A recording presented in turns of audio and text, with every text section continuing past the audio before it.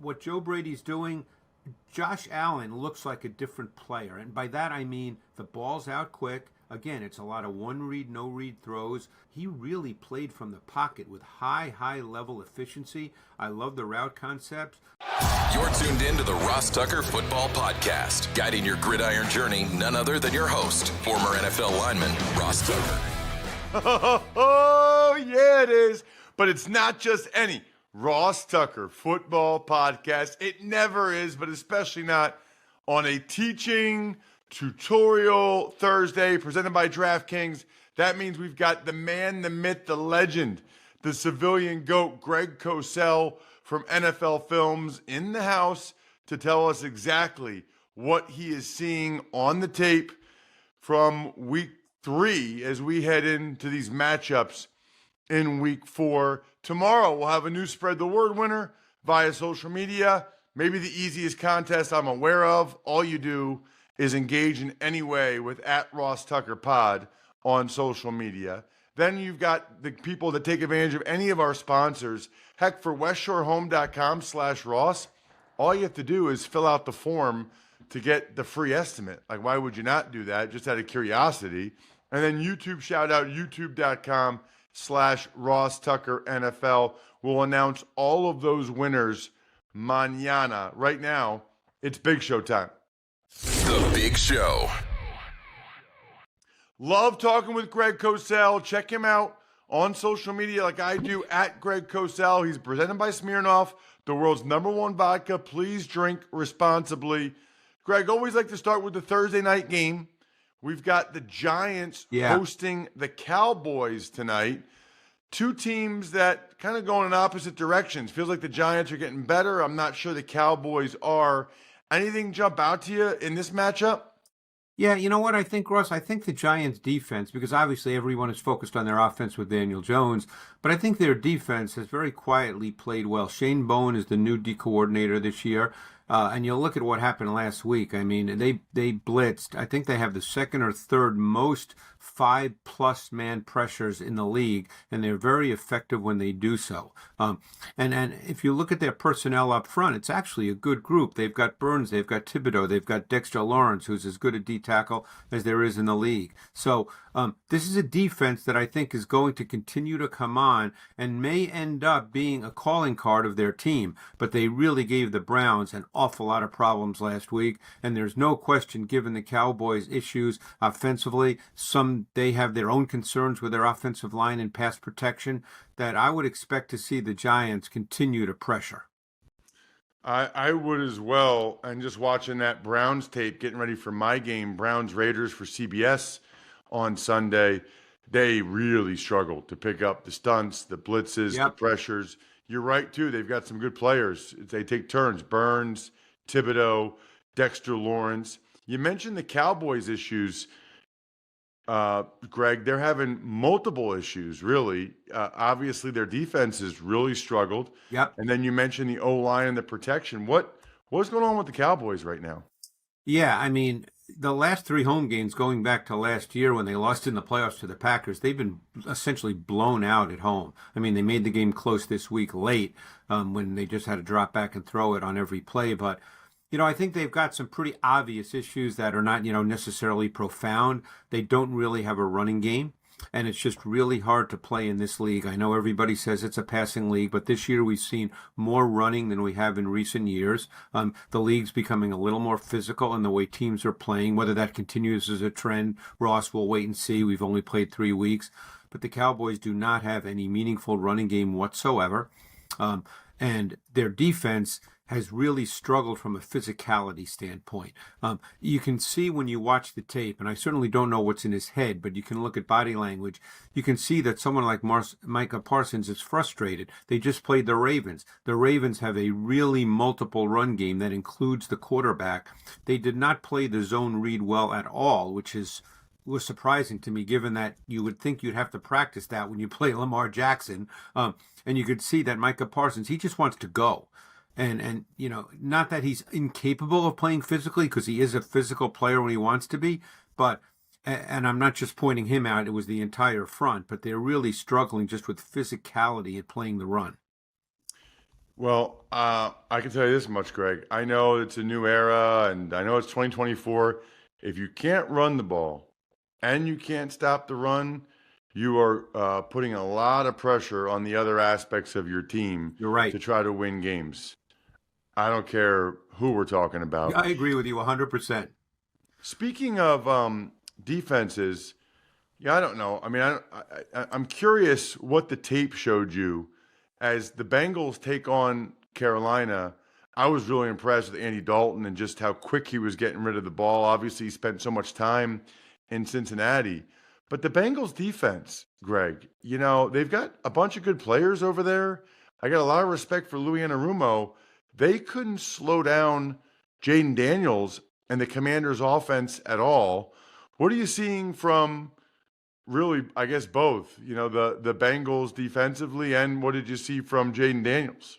Yeah, let's talk about Daniels. I think that this is a case to me where I feel watching the tape that the offensive staff is doing a really, really good job. Because, one thing you always want to try to do with a young quarterback, Ross, is you don't want to overload him mentally. You don't want to give him big progressions where you say, hey, start here, then come here. You want to be able to get the ball out of his hands, with a lot of what we call one read and no read throws.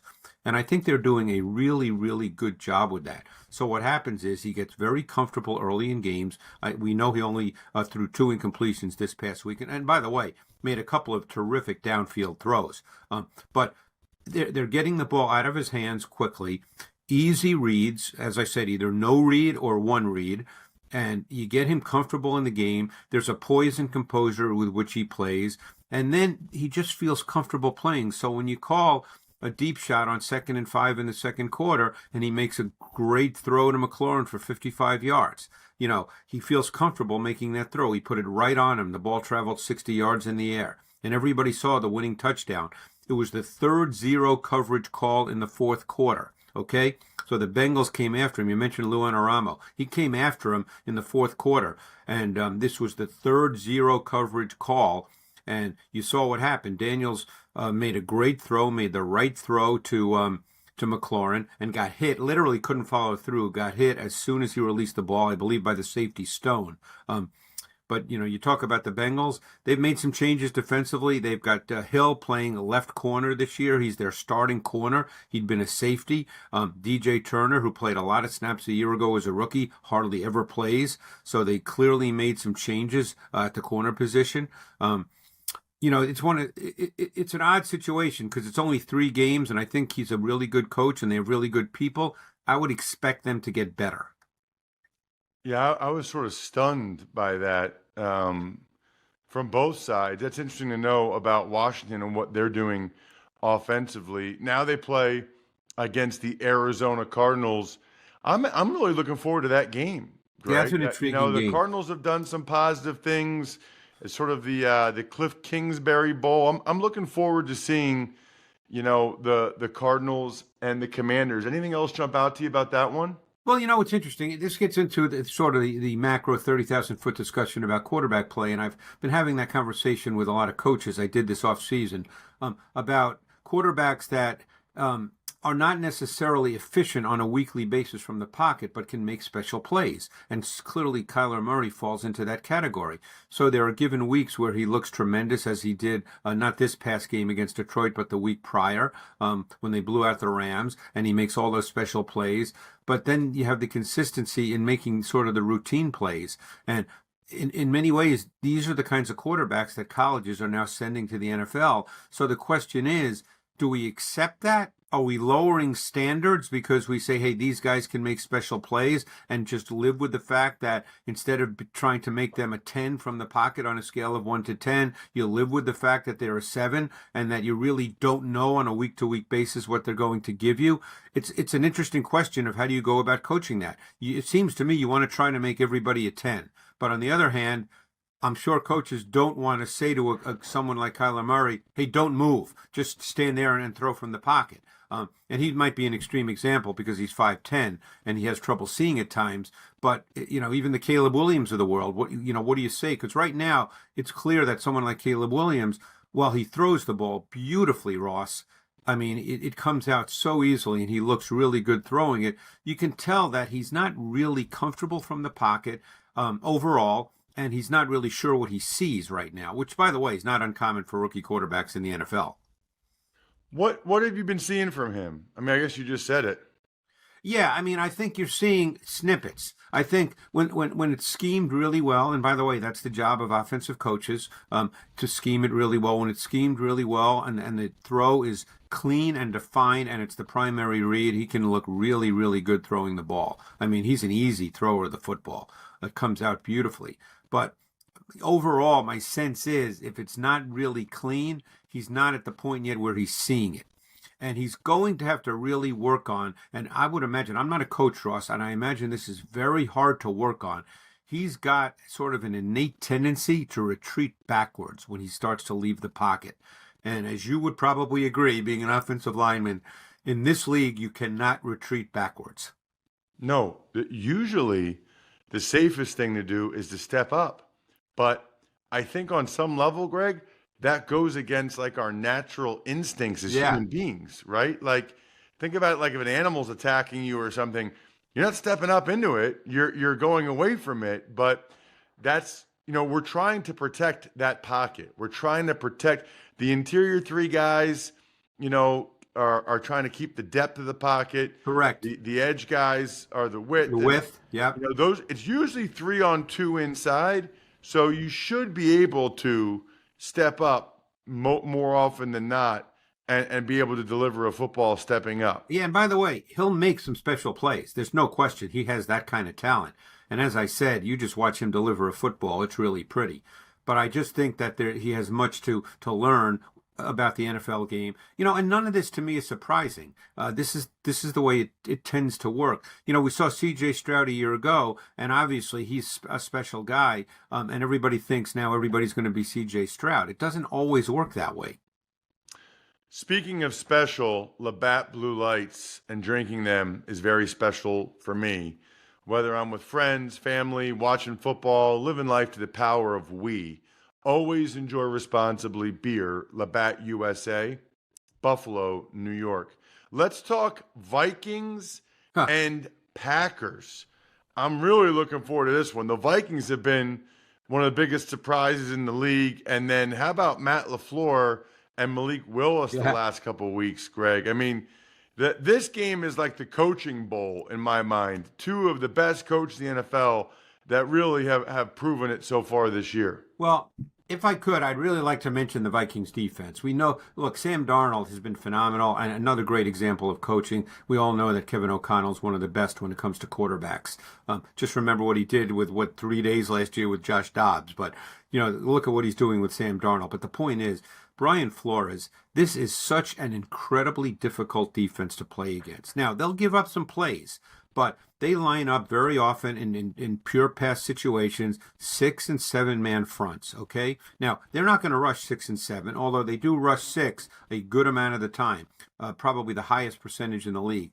But you know what it does, which is rarely talked about, and just think about this, Ross. What it does is it forces the defense to keep a back and or a tight end into protection, okay? Because if there's a 7-man front, you can't go up to the line of scrimmage. You know this as an O-lineman and say, well, I don't think he's going to come. I don't think he's going to come. You can't protect like that. You've got to protect. You've got to protect the front. So what happens now is teams, and you saw this last week with the Texans, is very often they would only send 3 wide receivers out because they would keep their tight end and their back in as primary pass protectors. So what did the Vikings do? They would show a 7-man front. They'd end up rushing 3 or 4 and have 7 or 8 in coverage, and you'd have 7 or 8 in zone coverage versus 3 receivers. That numbers game wins for the defense literally every time. And that's what they do as well or better than any team in the league. So they force you to remove 2 eligible receivers from your route concepts.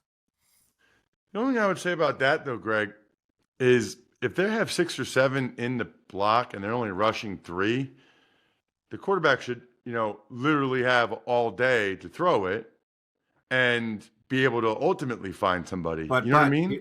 Here's the issue. When you have 6 or 7, because of the way it looks with the 6 or 7 is it does create one-on-ones, Ross. So, for instance, if you're the center, and I know you played center, and you've got a zero technique right in front of you, okay?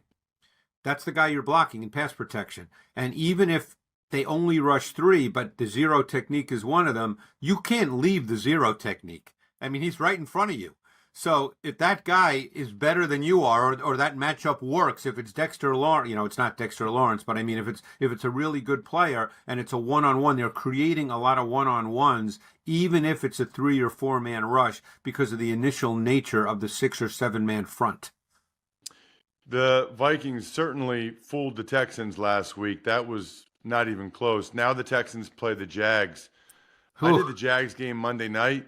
Greg, it's bad up It's there. bad. Or down there. I mean, it is really bad. What is going on? Yeah, I mean, it's funny. I studied Trevor Lawrence in detail this summer. I probably watched 250 snaps over a 2-day period, consecutively, which I can't do during the season. So I get a whole different feel. And we discussed this. I came away feeling Lawrence was a solid player, but not a great player, and had some things he clearly has to work on. And I think that you're seeing that it's falling apart a little bit. Like some of the things that he needs to work on and get better at, he's trending down instead of trending up. So I'm not exactly sure why. I'm not there, but right now he looks like a very uncomfortable player. He's missing routine throws. I think that he's a little quick in the pocket. He's playing a little fast. That's not an X and O point. You can just see that. You probably saw it yourself. It just looks like he's playing too fast. And particularly then when you see someone like Josh Allen on the other side. And by the way, I think that Joe Brady is doing an incredible job. But you see just how comfortable. You can tell when a quarterback is really comfortable, Ross, which, as I said, is not an X and O point, but you can just see that. Let's get to the Eagles and the Bucs. Yeah. Greg, Eagles could be without their top 2 receivers. I guess with Britton Covey out, maybe their top 3 receivers. And the Bucs kind of coming off that surprising loss at home to the Broncos. Yeah, I mean, the Eagles, I think, quite frankly, I don't think I've ever seen Saquon Barkley run any better, even going back to his Penn State days.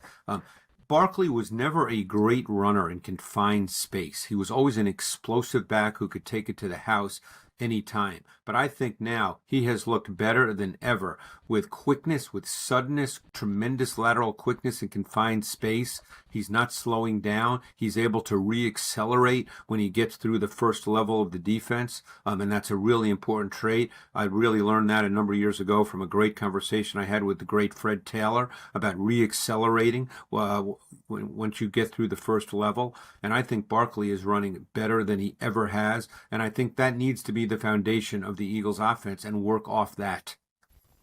Totally agree. Speaking of, you mentioned Josh Allen earlier.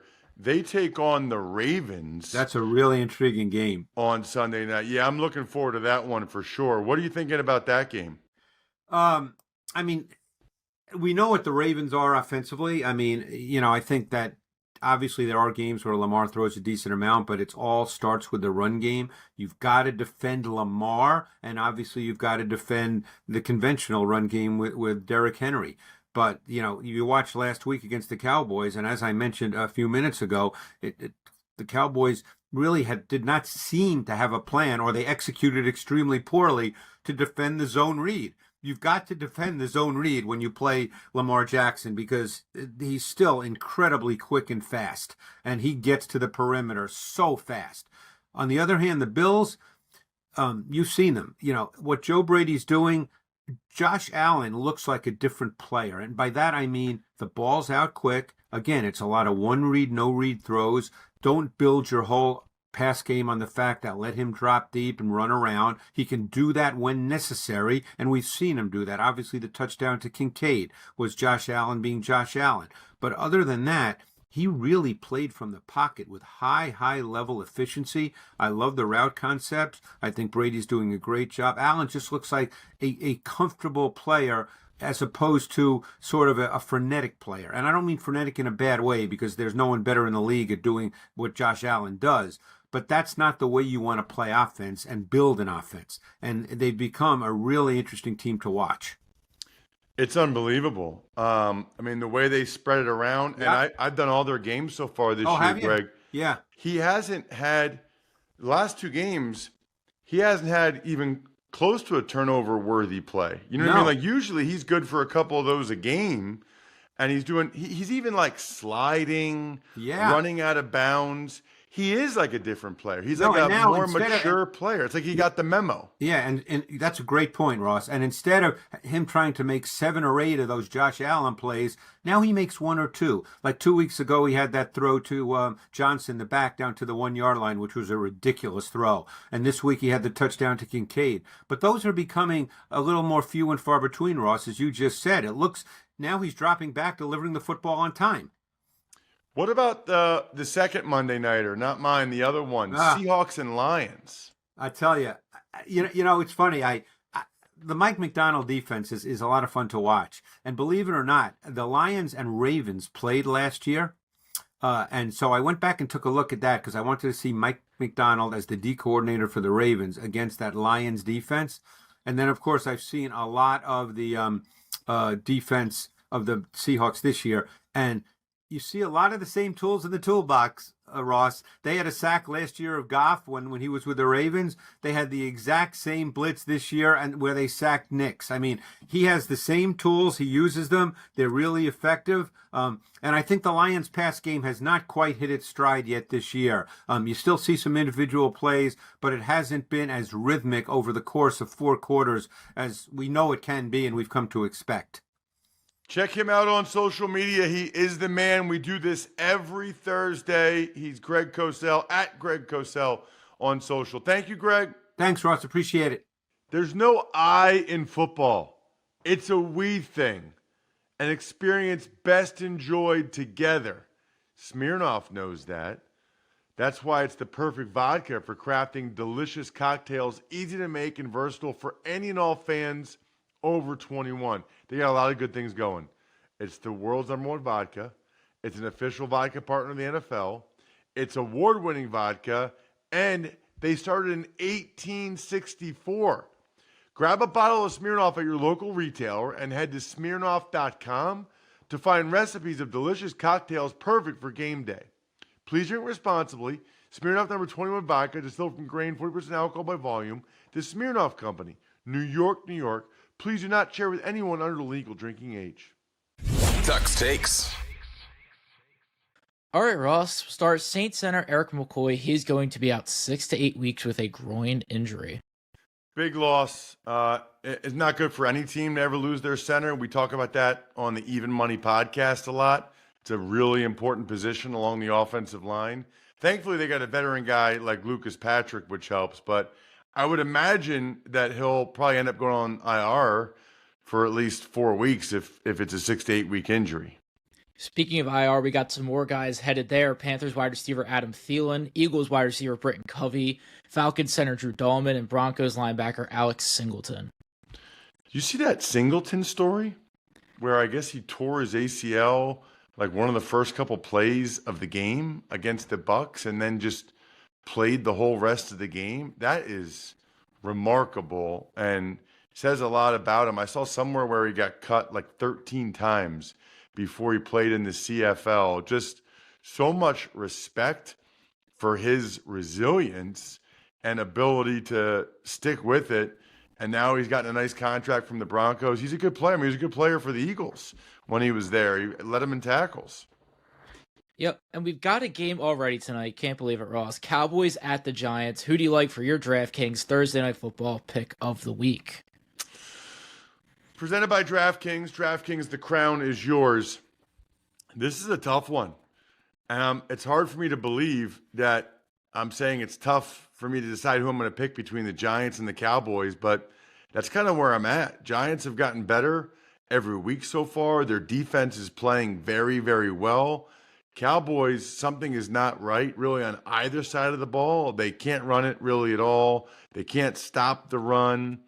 I guess I'm going to pick the Cowboys to win the game because they're the more talented team, and it feels like things could really get ugly if they lose a third straight. But I got to be honest with you, I don't really feel very good about it. It feels to me like it's more of a toss-up game.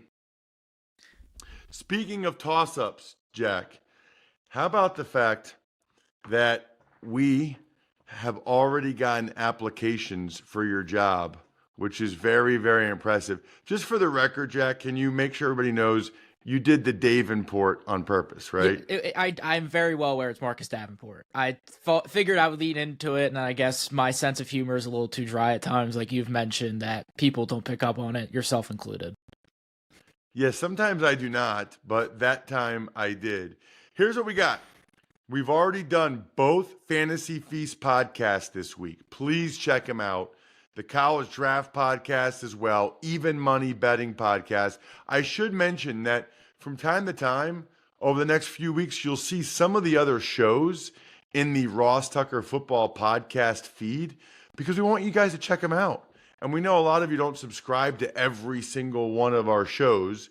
So when we put them in there, we think it's pretty good, and we'd appreciate it if you gave it a listen. Obviously, a lot of you can still check us out on YouTube, youtube.com/Ross Tucker NFL. Picks Friday tomorrow. I think we're done here. Thanks for tuning in to the Ross Tucker Football Podcast. Make sure to also check out Even Money, Fantasy Feast, and College Draft, all on the DraftKings Network on Samsung TV Plus, YouTube, or subscribe to the podcast on your favorite platform. Shout out myfrontpagestory.com. Two things I love. I love and telling people how I feel about them, which you can do via myfrontpagestory.com. And I love sending my listeners, fans, whatever you guys are, signed things in the mail, including these cool press passes that nobody else you know has. myfrontpagestory.com. Just forward the order confirmation to me, ross@rosstucker.com, and I'll send you a press pass. Backofficescheduler.com, humanheadnyc.com, Sporticulture,